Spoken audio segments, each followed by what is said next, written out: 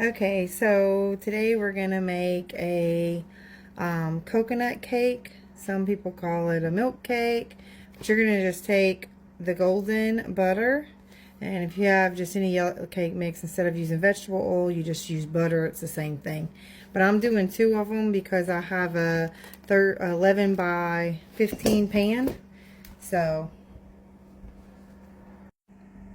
okay, so I went ahead and mixed it exactly how it said to on the box, and then I put it in my already greased pan and put it in the oven just like it says. You would just follow directions. So now in this pot, this is a little bit under a stick and a half of butter because of me doing a double batch of the cake.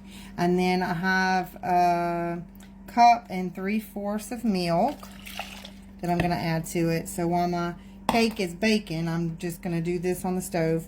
And this is 1 1/4 of a cup of sugar.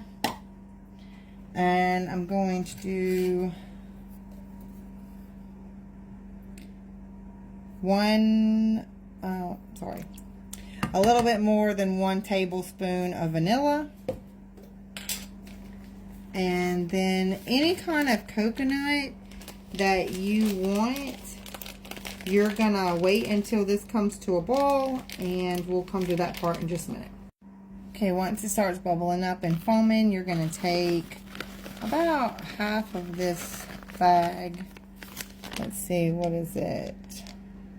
7-ounce bag of coconut, and you're gonna pour it in there and just let it cook.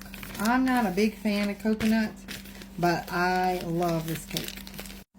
So this is what the final little piece of the sauce that you're going to pour over the cake.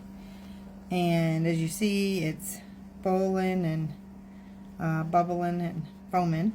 So you want it to be like that, and you want to let it roll like this for about 5 minutes to really cook down that coconut.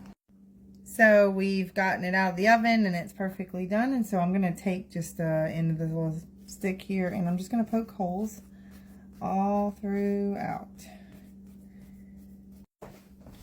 Okay, so now what I'm going to do is I'm going to, in all those holes, I'm just going to pour this all in. And you want to make sure you do this while it's still hot, so it really absorbs and soaks in there.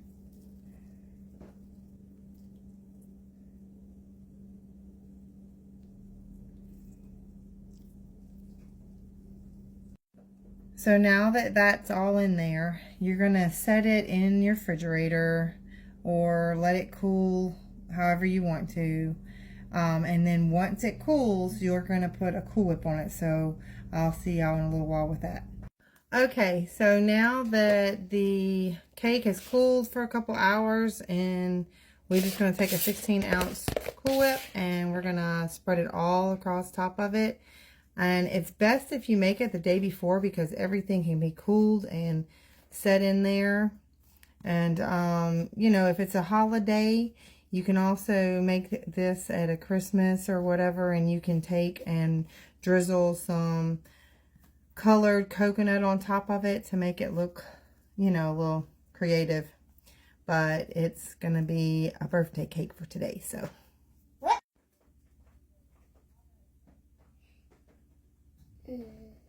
And as you see right there, there's all that moisture in there. So it's already a moist cake, and then you've added the other that makes it even more moist.